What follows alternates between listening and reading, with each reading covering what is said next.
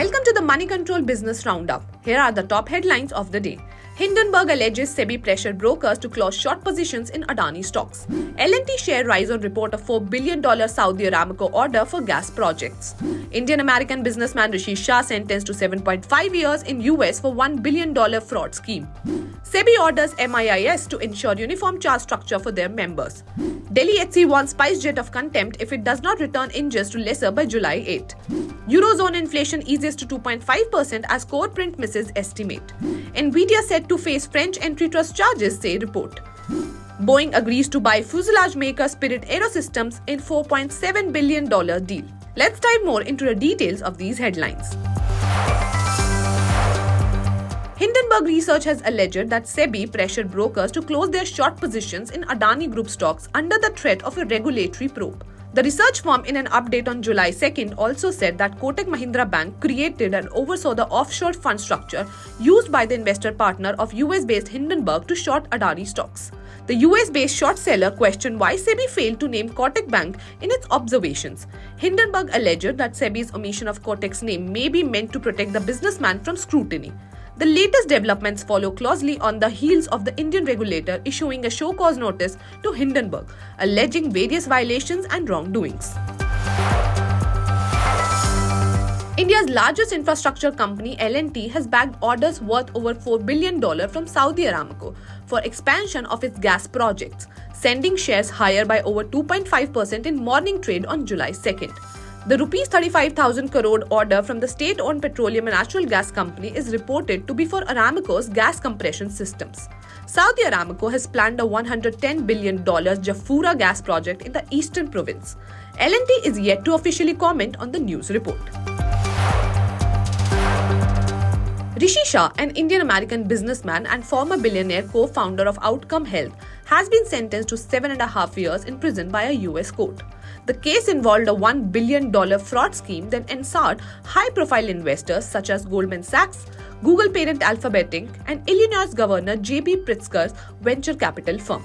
The verdict delivered by U.S. District Judge Thomas Duncan marks the conclusion of one of the largest corporate fraud cases in recent history.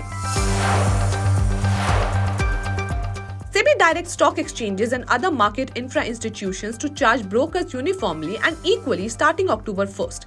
Says volume-based discounts could impact transparency and curb fair access to all players. The move is expected to have a significant impact on the revenue of discount broking firms. And nearly half a dozen startups built around stock gaming are either shutting shop, pausing operations, or considering a pivot, a week after Sebi ban on such services kicked in. A division bench of Delhi High Court on July 2nd warned low-cost airline SpiceJet of contempt action if it does not return 3 engines to its lessor TWC Aviation by July 8th. The order was passed in an application filed by SpiceJet seeking extension of time to July 8 to return the engines to the lessor as the airline could not find alternatives. The airline was earlier directed by the court to return them by June 16th. The bench then proceeded to issue of contempt to SpiceJet, while making it clear that the notice will cease operating upon SpiceJet returning the engines.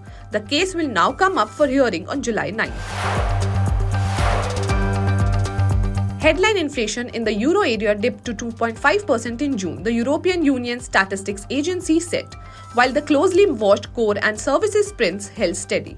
In May, inflation had nudged 2 percentage points higher to 2.6%. Core inflation, excluding the volatile effects of energy, food, alcohol, and tobacco, stayed at 2.9% from the prior month, narrowly missing the 2.8% economists had forecast. The rate of price rises in services also failed to budge, holding at 4.1%. Investors will now pass what the latest data means for the trajectory of interest rates in the 20-nation Eurozone, following the European Central Bank's initial 25 basis point cut in June.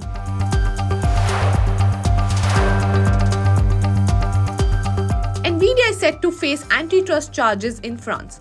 That's according to Reuters sources with direct knowledge of the matter. If confirmed, it would mark the first action by a national enforcer against the AI chip champion. There was no comment on the report from France's antitrust regulator or the company.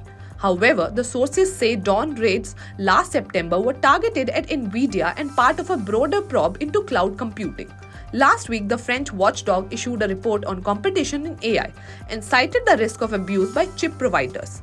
It voiced concerns over the sector's dependence on Nvidia software and unease over its recent investments in cloud service providers.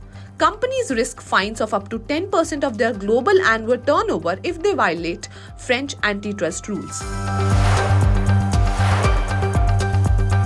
Boeing said that it will buy back its struggling fuselage maker Spirit AeroSystems in an all-stock deal that the plane maker has said will improve safety and quality control. It said it agreed to pay $37.25 a share in Boeing stock for Spirit, giving the plane supplier an equity value of $4.7 billion. Including Spirit's debt, the deal has a transaction value of $8.3 billion, said Boeing. Spirit's shares closed Friday at $32.87 a share, a market capitalization of about $3.8 billion. Boeing previously owned Spirit, and the purchase would reverse a long-time Boeing strategy of outsourcing key work on its passenger planes. That approach has been criticized as problems at Spirit disrupted production and delivery of popular Boeing jetliners including 737s and 787s.